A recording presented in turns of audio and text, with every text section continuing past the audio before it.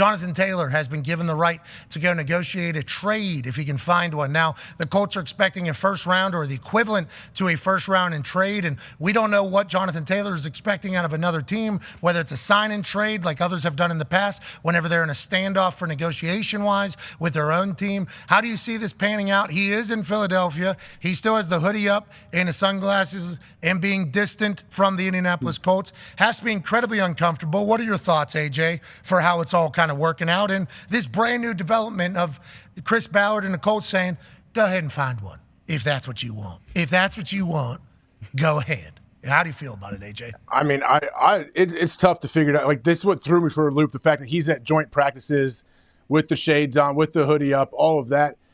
It can't be, I mean, it's not a good situation at all, but I guess it can't be the worst possible situation when he's actually there. If they, I don't know. Like, usually when it's something like that, yeah, you want to get it away from the team. Don't let it pull down our culture and distract from us, but he's also your best player. He could be your best player at the same time. Pac-Man, have you ever had a teammate who is clearly telling everybody, I don't want to be teammates with any of you, and sticking with it? Like, I thought maybe 2-3 days, not just teammates, by the way, equipment managers, training room, everyone, chef, PR people, social media people, everybody that doctors, everybody that goes into an NFL process. When I heard it was happening the first few days about him being standoffish, and I'm like, all right, this is going to happen probably a week. But I think his stick-to-itiveness here is admirable if he gets a deal done in business-wise, but not easy to accomplish either on Jonathan Taylor's side, because I assume he likes a lot of the people that are in there. But you have to, for the sake of your business, in your mind, have to kind of remain stone cold and kind of standoffish. I'm almost impressed by it, to be honest. At this stage of the game, I'm almost impressed that you're in the building, in the locker room, in meetings, and still have the ability to be like, fuck everybody. That's almost impressive. Yeah, and I've been in a lot of locker rooms where leaders and the older guys, you know what I mean, can get things done, I should say. But I just don't see nothing good happen out of this. Like, he's in a lose-lose situation because he's up under contract. And, like, I go back and say it again. Like, the agent has to stand up and tell the player, I know you might not want to hear this, but you got to understand where we at right now.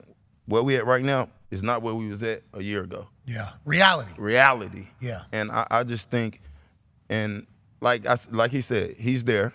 That's a good thing. And I hate judging books by its cover. You know, he got the hoodie on, got his sunglasses on. Shit, it might be hot.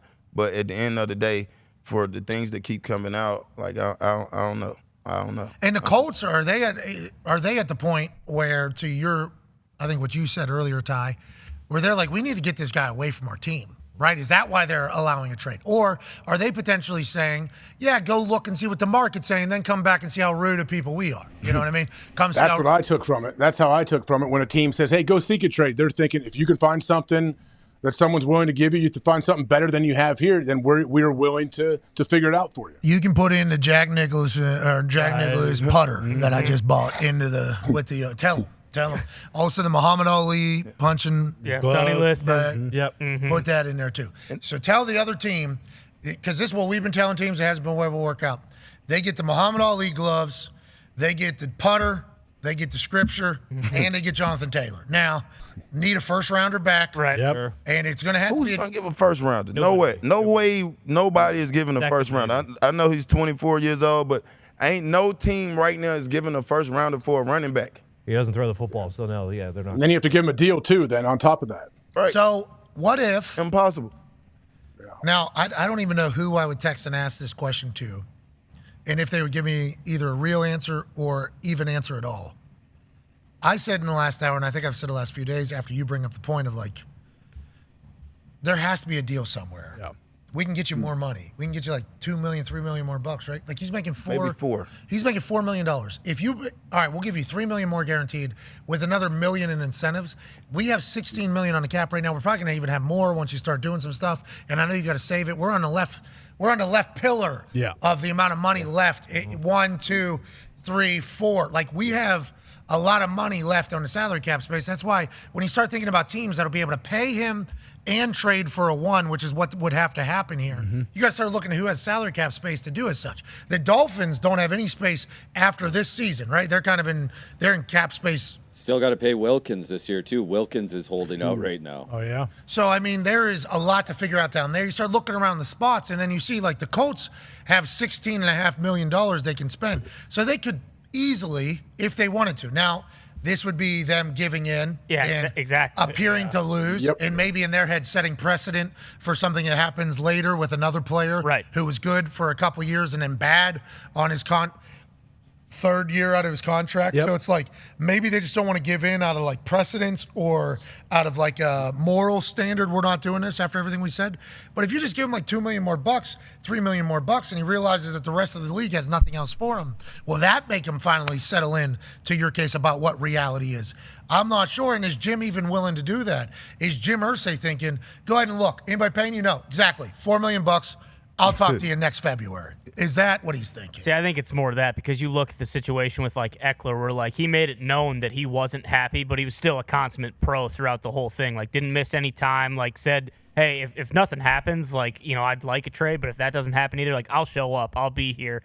And when you have a new culture and a new team, like, is that what they want to do right away? Is like, hey, this guy went about everything the wrong way trying to get a new deal. Like, we can't just turn around, especially when we have younger guys and we're trying to Anthony Richardson's right there. Exactly. Like, we can't reward this guy for doing something that we've been saying the whole time. Like, hey, this is not how you act like a professional. This isn't the way you go about things. And are they going to just say, well, fuck it, you're one of the best players on our team, we need you, so we'll cave in and give you $4 million extra bucks. And then, like you said, like everyone who's going to come next, like, this is the playbook. It's like, hey, guess what? You can be a horse's ass. You can do whatever you want to do. If you're good enough, like, they will cave in and they'll pay you. But look, Ty, he wasn't even better than Eckler. Eckler was an okay back. I think he didn't even have 1,000 yards. He did have double digits. He scores touchdowns. He had 1,500 total yards though. Yeah. But I'm saying rushing yards. He had 900, I think, and some change.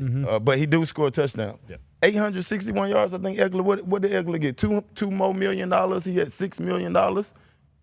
And had better numbers, you getting $4 million. Like, this is a $2 million. I mean, look at Eckler right next to Jonathan Taylor there. Yeah.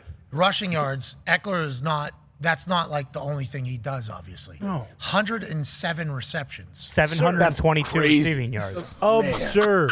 And that was my point too, is Eckler didn't go about it like an asshole. Yeah. He did it the right way. So it was like, okay, we can find some middle ground here and we'll give you an extra $2 million. And this Eckler number is way better than Taylor. Right. Yeah. But, I mean, and same with Josh and Saquon and even Najee. And Saquon, he's damn near, you can make the argument, got screwed the most out of all of them. He didn't get his his fifth-year option picked up, so he's playing with no contract. And then he plays unbelievable, obviously. I think he scored, I don't know if it was 1 or 2 touchdowns against the Vikings in the playoffs. And then he doesn't get a deal. He gets a franchise tag, stays out, and then, maybe because he's not signing the tag, he'll get something. We all think Jonathan Taylor can be a great football player. We are not saying that he's not. But we're just saying, whenever you talk about business and negotiating with the fucking NFL, coming off your worst year, where you're by far the worst guy in the market, and then you're handling it the loudest and worst, might not be the best way to go about doing business, but he still might end up with a deal somewhere. Exactly. So we're pulling for him. We're pulling for him. Look out there. We're pulling for you.